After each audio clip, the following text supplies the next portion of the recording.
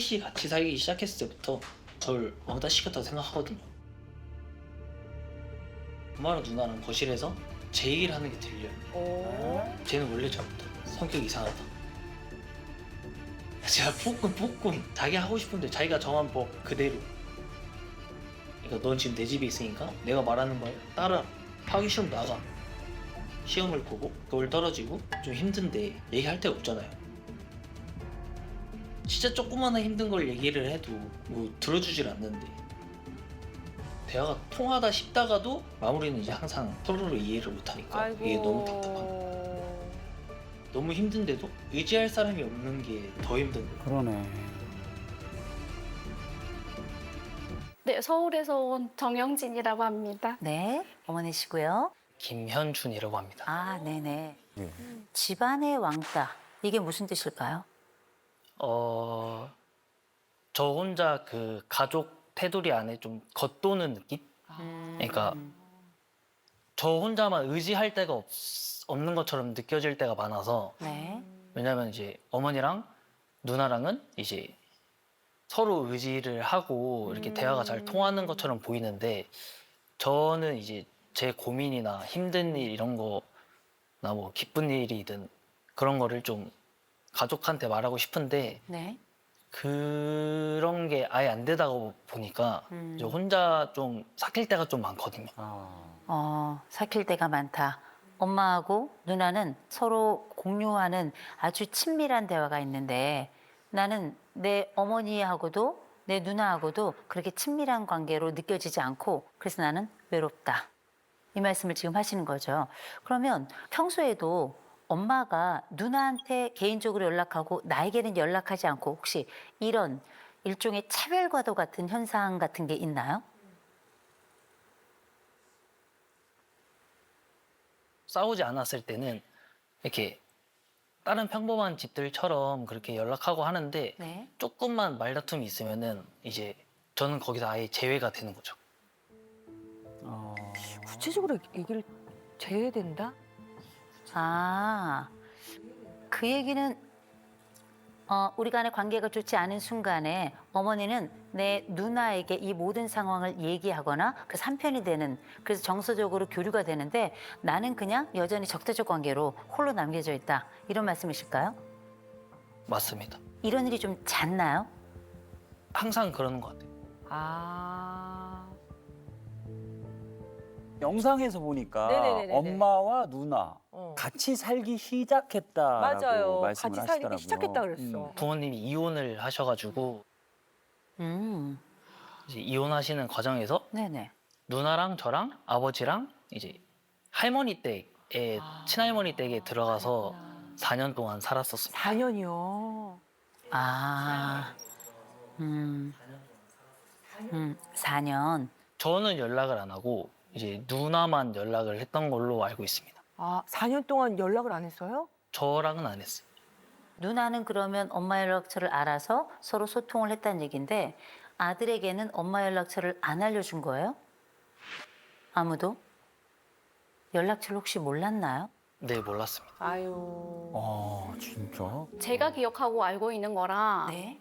아들이 기억하고 있는 게 이게 좀 이 부분이 좀 많이 다른 게 있어요. 네. 저희가 이제 그 상황은 4년 동안 할머니랑 같이 사는 게 맞아요. 네. 근데 이제 저도 갑자기 이제 헤어지다 보니까 경제적인 부분이나 이런 것들 때문에 아이들을 데리고 올 수 있는 상황이 아니어서 네.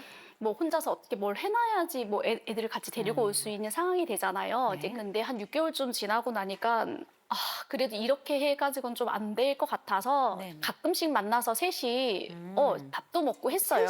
네. 딸이랑 딸이랑. 아들이랑 셋이죠. 네. 만났는데? 네, 그랬었어요. 근데 저는 그랬었는데 이제 아들 기억 속에는 4년 동안 연락을 안 했다고 이렇게 알고 있더라고요. 서로 기억이 다르네요. 네. 일단 네. 어머. 같이 살기 시작하면서 어머니가 이제 어. 4년 전에 저를 자꾸 찾는 거죠. 아, 헤어졌던 시점에 4년 전에. 아, 어렸을 때. 아, 어릴 때 우리 아들을 찾는구나. 아. 말 잘 듣는 아들을 잃어버렸다고. 정확하게는 죽었다고 했습니다. 아. 내 아들은 죽었다. 내 아들이 죽었다? 내 아들이 죽었다. 아니 아들 여기 있는데 그러니까 왜 그런 말씀하셨을까? 그때는 말을 잘 들었으니까. 그렇죠, 그렇죠. 말 잘 듣지. 엄마는 엄마의 마지막 기억으로 아들을 찾고 있었네요. 아, 제가 중학교 때 네. 이제 어머니랑 떨어져 살았잖아요. 이제 친할머니 댁에서 컸는데 그때 좀 방황을 좀 했어요. 그렇지. 좀 공부를 아예 안 해가지고 거의 전교 꼴등으로 졸업을 했거든요. 근데 이제 고등학교에 올라가게 되면서 이제 공부를 좀 해야겠다라고 마음을 먹었는데 중학교 거를 공부를 안 해놓으니까 고등학교 가서 너무 힘들잖아요. 모르지. 힘들죠.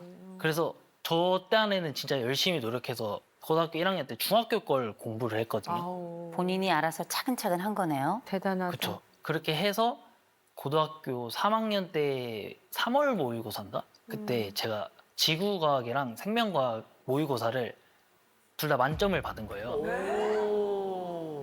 대단하네요. 자랑하고 싶잖아요. 너무 그럼요. 잘했다. 신난 마음에 집에 갔죠. 네. 1등 했다. 음. 만점을 받았다. 운전 쉬었나 보네. 내 아들을 왜 자꾸 내가 소외된다라고 느끼고 왜 이런 얘기를 할까요? 그러니까 제가 자꾸 누나를 편애한다고 얘기를 하는데 아들도 전화하고 딸도 전화해요. 네. 퇴근하면서 뭐 같이 뭐 오늘은 뭐 집에서 뭘 먹을까? 아니 밖에서 나가서 먹을까? 아니 뭘 사가지고 갈까? 이제 하고 전화를 하면 딸은 뭐 아니야 나 밖이야. 나 아니 뭐 먹고 싶어 이렇게 얘기를 하거든요. 근데 이 아들은 왜 전화했어? 끊어. 약간 이렇게 말을 안 하는 거예요. 그러니까 전화를 해도 잘 안 받고 대답을 잘 안 하니까 특별한 경우 아니면은 전화를 하는 게 꺼려지는 거죠. 아. 눈치를 보게 되는 거야, 아들 눈치를. 아들이 고개를 절레절레 하는데요? 애가 아까 말씀하신 제가 그랬다고 네. 하신 것처럼 네. 어머니도 똑같이 하세요. 그렇게. 아, 그렇게요? 어머니가 전화하는 스타일이 딱 밥 먹어서 아니 왜? 네가 왜 궁금한데? 제가 이렇게 말씀을 들어보니까 이건 짧은 역사가 아니에요. 이 아들의 소외감은 아주 오랜 역사를 가지고 있어요. 성장하는 과정에 나도 모르게 부모는 이혼을 했고 나는 통보받은 적이 없어요. 적어도 아들의 기억에 있어서는 연락 한 번 없는 내 어머니를 그냥 마냥 기다릴 수밖에 없었고 이때도 누나는 아무래도 엄마랑 소통을 하는 것 같고 나는 그때부터 마치 외톨이처럼 너무 간절한데 너무 그리운데 불만은 많지만 이걸 얘기하면 우리 관계가 혹시 또 떨어질까 봐 이렇게 늘 남겨져 있고 혹시 이 집단에서 떨어질 것 같은 이 경험 우리는 유기 경험이라고 불러요. 버려지는 경험이다 이렇게 이야기하는데 왜 떨어져 있던 그 아들을 여전히 찾으면서 떨어져 있던 그 어린 아들을 위로할 생각은 안 해요. 이 아들은 계속 마음속에 엄마에게 붙어 있고 싶은데 한 번도 붙은 느낌이 없어요. 엄마는 늘 한 걸음 떨어져 있는 느낌. 근데 누나는 늘 다 있는 느낌. 이게 지금 이 아들의 상황인 것 같아요. 제가 이 아드님의 점수를 보면서 참 훌륭하다. 참 잘 컸다. 인내도 굉장히 좋아요. 84점이에요. 사회적 민감성이 지금 89점이에요. 연대감이 94점이에요. 자율성이 97점이에요. 내 의지를 가지고 쭉 나가는 거예요. 그러니까 중학교 1학년 거부터 시작해서 고등학교 학습을 따라가기 위한 자기 주도성을 가지고 일을 한 거예요. 굉장히 고집도 있고요. 또 주체적입니다. 저는 이 청년 잘 될 거라고 생각해요. 그런데다가 우리 어머니는 사회적 민감성이 좀 낮아요. 낮아서 다른 사람 마음을 그닥 그렇게 잘 읽진 않아요. 아들 막. 고개가 막 인형 같아요. 그죠? 오히려 마음 안쪽이 따뜻함이 많은 아들이에요.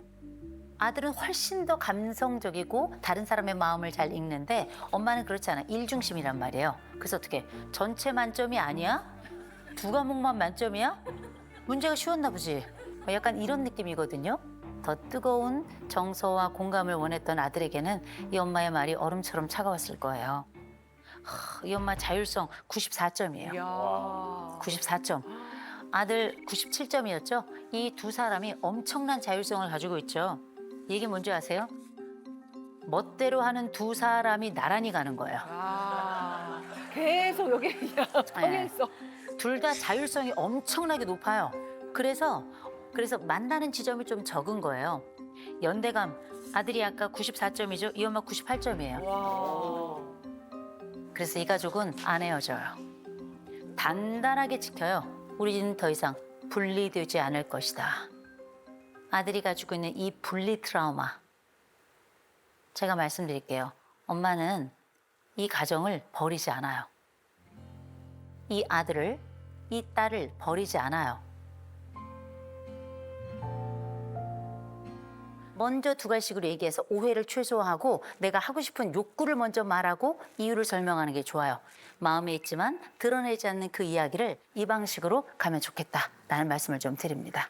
이 가족 너무 괜찮은 가족인데 너무 열심히 살아온 가족인데 기억이 엇갈리는데 사실은 중요하지 않아요. 새로운 기억을 우리 머릿속에 다시 장착했으면 좋겠어요. 우린 그걸 사랑이라고 불러요. 어머니께 여쭙겠습니다. 어머니 한 고집 하시죠? 네. 그죠? 그래서 아들에게 미안하단 말도 안 했을 거예요.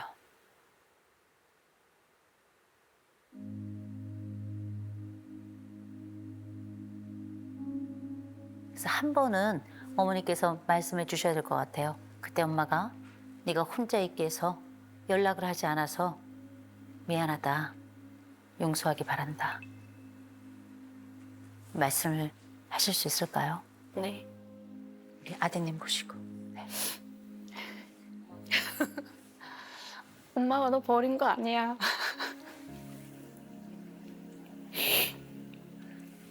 미안해. 어떻게든 데리러 오려고 노력하고 있었어.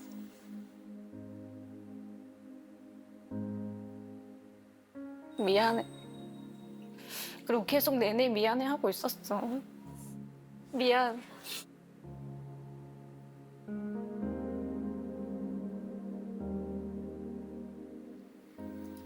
이렇게라도 사과해줘서 고마워. 그래서 지금 마음은 어때요? 조금 편해요. 지금 편해요. 제가 우리 아드님께 좀 부탁을 드려야 될 것 같아요. 이 여자를 좀 봐주셨으면 좋겠습니다. 이 작은 몸으로 여기까지 왔어요. 그 딸, 그 아들 누구 편이 되었던 아무런 이유 없이 그냥 사느라고 아둥바둥이었어요. 그래서 할 수 있다면 엄마에게 전화가 오거나 혹은 엄마 퇴근할 때 통화하잖아요. 엄마 밥 먹었어? 엄마 아픈 데 없어? 이렇게 한 번씩 좀 물어봐 줬으면 좋겠어요. 왜냐면 그거 물어보는 사람이 없어요.